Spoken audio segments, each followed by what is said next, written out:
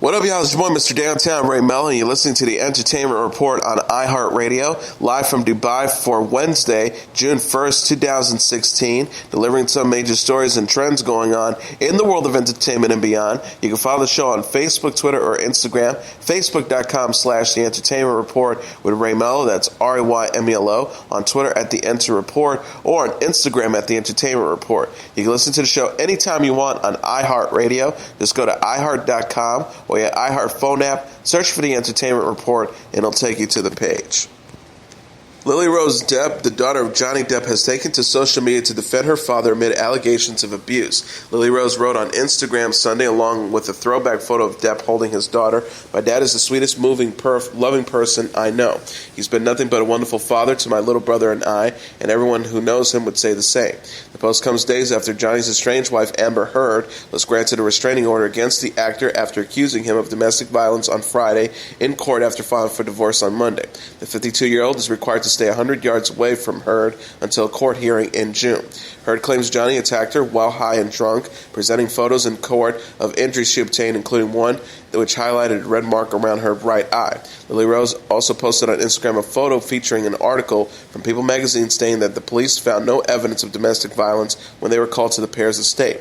Before the restraining order was granted, a rep for the Alice Through the Looking Glass star noted, given the variety of this marriage and the most recent and tragic loss of his mother, Johnny will not respond to any salacious false stories, gossip, misinformation, and lies about his personal life. Hopefully the dissolution of this short marriage will be resolved quickly. Johnny's friend, comedian Doug Stanhope, also came to the actor's defense, penning an article for the Wrap in which he stated that Johnny was being falsely accused and manipulated by Heard. Responding to the article, Heard's lawyer, Pete Sample, proclaimed that the allegations against his client were absolutely and unequivocally false, has no basis in reality, and is nothing but the typical celebrity mud-racking for profit. Depp and Heard married in February 2015 after dating for almost 2 years. Heard is seeking spousal support. They didn't have a prenuptial agreement.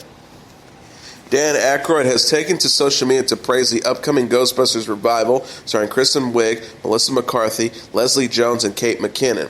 The star of the original Ghostbusters from 1984 wrote on Facebook Sunday announcing he has viewed the remake as originator of the original, saw a test screening of the new movie. Apart from brilliant, genuine performances from the cast, both female and male, it has more laughs and more scares than the first two films, plus Bill Murray is in it. And he concluded by saying, referencing his character from the series, as one of millions of Man fans and Ray stans, I'm paying to see that and bring all my friends. Aykroyd is listed as an executive producer of the new Ghostbusters, which is due in theaters July 15th. The comments come after the film's first trailer received a negative reaction from fans and became the most disliked movie trailer in YouTube history. A second trailer was uploaded recently, featuring the new team of paranormal fighters hunting down a machine that is amplifying ghost activity in New York City. It received slightly better. Aykroyd will appear in the new Ghostbusters in a cameo role unrelated to his previous character, along with his former co-stars Bill Murray, Ernie Hudson, and Sigourney Weaver. And in a related story, Melissa McCarthy isn't fazed by negative reaction to the new Ghostbusters revival. The 45-year-old actress responded to criticism of the reboot in an interview with The Guardian amid continued backlash against the female lead cast of McCarthy, Kristen Wiig, Leslie Jones, and Kate McKinnon. The actress said, "All those comments, you're ruining my childhood. I mean, really. 4 women doing any movie on earth will destroy your childhood." She added, "I have a visual of these people not having a romantic partner or not having friends, so they're just sitting there and spewing hate into this fake world of the internet. I just hope they find a friend." Ghostbusters, which opens on July 15th, is a remake of the 1984 movie of the same name starring Dan Aykroyd, Harold Ramis, Bill Murray, and Ernie Hudson. Jesse Eisenberg is eager to return as the villainous Lex Luthor and thinks he may reappear as the character in Warner Bros.' upcoming superhero epic Justice League Part 1. Eisenberg responded when asked what's next for Lex Luthor while speaking at the panel at the MCM Comic-Con Sunday in London. "I don't know. I'm in wait. They just started filming Justice League, so I'm kind of waiting for my crack at it." He also added, "I don't even know what I'm allowed to say because I feel like there's probably some drone following me from DC Comics, and if I say anything wrong, I get, you're picked off." Talking about the studio's secrecy surrounding the Batman vs. Superman Dawn of Justice sequel. Eisenberg continued, "But yeah, I think so, and I love it, and I love everybody who's in it. It's a really talented group of people." Justice League is set to be directed by Zack Snyder, will feature Batman played by Ben Affleck, Superman played by Henry Cavill, Wonder Woman played by Gal Gadot, The Flash played by Ariza Miller, Aquaman played by Jason Momoa, Cyborg played by Ray Fisher, and possibly other heroes teaming up for the first time when it hit theaters November 10th, 2017. The ensemble film has also added Willem Dafoe in an unspecific role, J.K. Simmons as Batman's trusted ally Commissioner Gordon, and Amber Heard as Aquaman's love interest, Undersea Queen Mira. Paramount released the next 3 character posters for Star Trek Beyond, showing Zoe Saldana, John Cho, and Simon Pegg as Uhura, Sulu, and Scotty, respectively. Released on Facebook earlier this week, the new posters follow the same theme as the previously released images of Anton Yelchin as Chekhov, Zachary Quinto as Spock, and Sofia Boutella as Jayla, among others. The new posters also come soon after the release of the upcoming film's second official trailer, which premiered last week. The film, out on July 22nd, is directed by Fast and Furious Justin Lin and sees a new voyage of the USS Enterprise during the 50th anniversary of the beloved franchise. Beyond star Chris Pine as Captain Kirk, Carl Urban as Bones, and Idris Elba as Villain Krall are starring in the movie. Dave Franco showed off his real-life card trick skills in the short social media promo for his latest film, Now You See Me, the second act. The clip uploaded to Twitter simply sees Franco holding a deck of cards as he proceeds to flick them into a rectangular receptacle on its side. Despite having a rough start, the Neighbors 2 actor ultimately lands 10 cards in a row in his target. Last week, Franco appeared on The Tonight Show starring Jimmy Fallon to discuss his upcoming film in which he stars alongside Harry Potter star Daniel Radcliffe. During his appearance, he showed Fallon a thing or two about card throwing. Franco joked during their throwing session, "I can tell you how many interviewers have sat down in front of me, looked in my eyes, and sincerely asked, has Daniel Radcliffe taught you any magic?" And I want to say, you realize he's not a real wizard. And speaking of Harry Potter, the first photos of characters Harry, Ginny, and Albus Potter, as they will appear in the London stage production of Harry Potter and the Cursed Child Parts 1 and 2, were released on Tuesday. The portraits show actors Jamie Parker as Harry Potter, Poppy Miller as his wife Ginny, and San Clement as their son Albus Severus can be viewed at www.harrypottertheplay.com at pottermore.com. Harry Potter and the Cursed Child, Parts 1 and 2, is a play by Jack Thorne, based on an original story by J.K. Rowling, Jack Thorne, and John Tiffany. Scheduled to premiere on the West End on July 30th, the play is set 19 years after the events of Harry Potter and the Deathly Hallows. Scholastic will publish in print a special rehearsed edition of the 8th Harry Potter story in the United States and Canada at 12:01 a.m. Eastern Standard Time on July 31st. The script ebook will be published by Pottermore simultaneously with the print editions by Scholastic in the United States and Canada and Little Brown Book Group in the United Kingdom. Rowling's 7 best-selling Harry Potter novels were adapted as 8 blockbuster movies. Canadian actor Stephen Amell says he was happy to put on a new spin of the fan-favorite character Casey Jones in a live-action CGI hybrid movie, Teenage Mutant Ninja Turtles Out of the Shadows. Jones is a vigilante who has been played in various installments in the Turtle franchise by Elias Cortez, Chris Evans, and Josh Peck. This is the first time Amell is playing the part. Amell said at a recent New York City press conference, "They did me a big favor by giving Casey Jones, who's been in the Turtle canon since the inception of the Turtles. Basically, they gave him a unique backstory in this movie in that he was a corrections officer." He also added, "We don't get in this movie quite yet, the full-fledged 5-alarm fire Casey Jones that a lot of the fans of the Turtles and the cartoons and the comics are used to. This is Casey Jones who is trying to figure out what his path is. So we get a glimpse of that, but the fact that my motivation is that I've bumped up against the idea of being a police detective in the New York City Police Department my entire life, and it hasn't worked. That allowed me to take Casey Jones and make it my own. So without that backstory, I would have figured it out, hopefully, but this helped a lot." Co-starring Megan Fox, Will Arnett, Tyler Perry, Brian T., Gary Anthony Williams, and Stephen Farley, Teenage Mutant Ninja Turtles Out of the Shadows opens nationwide Friday. Amell is best known for playing the titular superhero on Arrow. Amazon says it has greenlit a 4th season of its Emmy Award-winning comedy Transparent. Fresh episodes of the show about a transgender woman and her family's adjustment to her new identity will be available via the subscription streaming service in 2017.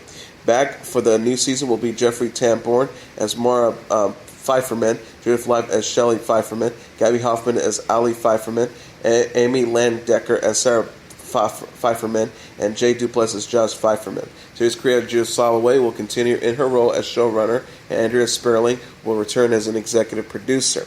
Joe Lewis, the head of half-hour television at Amazon Studios, said in a statement Tuesday, as the quality of television rises to new heights, Transparent continues to stand out for its depth of character, compassionate storytelling, and its infinite creative risk-taking.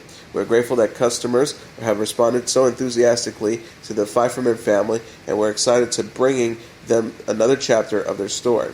Soloway added, Amazon's explosive freedom and revolutionary thinking has given birth to the show. It's so much more than TV to us. It's our version of the most ambitious streaming art we can conjure.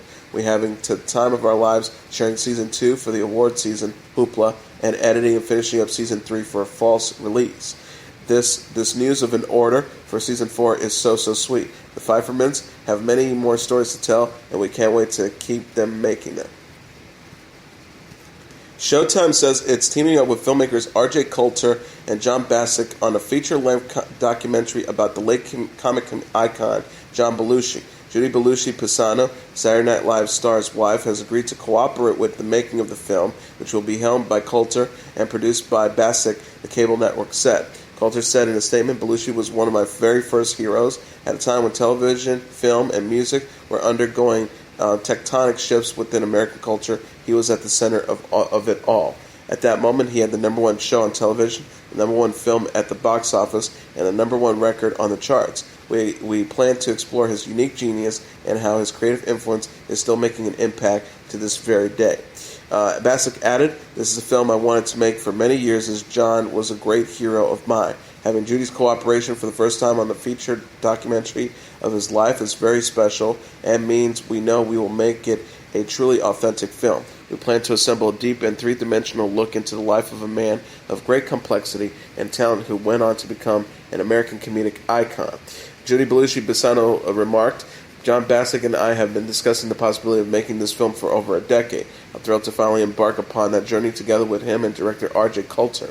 Passion Pictures is poised to make the definitive documentary on John Belushi, a man who not only had a profound effect on the comedy landscape of America, but also made an indelible mark on the social fabric of his time, which continues to reverberate today. Belushi, who also starred in the comedy films Animal House and The Blues Brothers, died of a drug overdose in 1982. He was 33.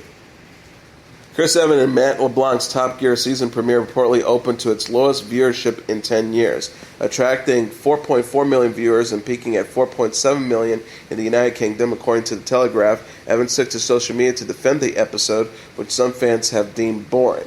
The television personality wrote on Monday, Top Gear audiences grew throughout the hour. Fact. Won its slot. Fact. Still number one on iPlayer. Fact. These are the facts, folks. In another tweet, he reported the show was a hit, adding it took almost a quarter of the night's audience shares. He repeated, these are facts. The Telegraph confirms Top Gear was in fact the most watched show in its time slot Monday, beating out Antiques Roadshow on the BBC One channel and the British Soap Awards on ITV. Still, after the exit of previous hosts Jeremy Clarkson, James May, and Richard Hammond, the premiere's viewership saw a steep decline since its last season finale, which saw a reported 5.8 million viewers. Earlier this month, the former Top Gear trio announced their newest Amazon series will be titled The Grand Tour and is set for an autumn debut on Amazon Prime. The series will, quote, feature short films shot in different locations around the globe, and the studio audience portion of the showcase will take place at different locations around the world every week, according to a release at the time. Last year, Jeremy Clarkson was fired from Top Gear after an altercation with a producer. May and Hammond exit shortly thereafter. Emilia Clarke would love to become the first female actor to play James Bond. The 29-year-old English actress revealed as such in an interview with the Daily Star amid continued speculations about Daniel Craig's future as 007. Clarke said before adding, I have a lot of unrealized dreams. I would love to play James Bond. My ultimate lead man would be Leonardo DiCaprio, no doubt about that. The X-Files stars Gillian Anderson and Quantico actress Priyanka Chopra are among the other female stars interested in the role. Anderson addressed casting rumors last week after a fan-made poster suggested she portray Bond. She clarified, well, it's not news, it's a fantasy. Someone made a fabulous poster and it started an intriguing conversation. Will it ever happen in the real world? More than probably not. Clarke is best known for playing Daenerys Targaryen, a.k.a. Khaleesi, on the HBO series Game of Thrones. The actress shared a throwback video of herself singing and dancing with co-star Joe Nafafo, who portrayed Carl Morrow on Monday. Craig's future as Bond is uncertain after starring Casino Royale, Quantum of Solace, Skyfall, and Spectre.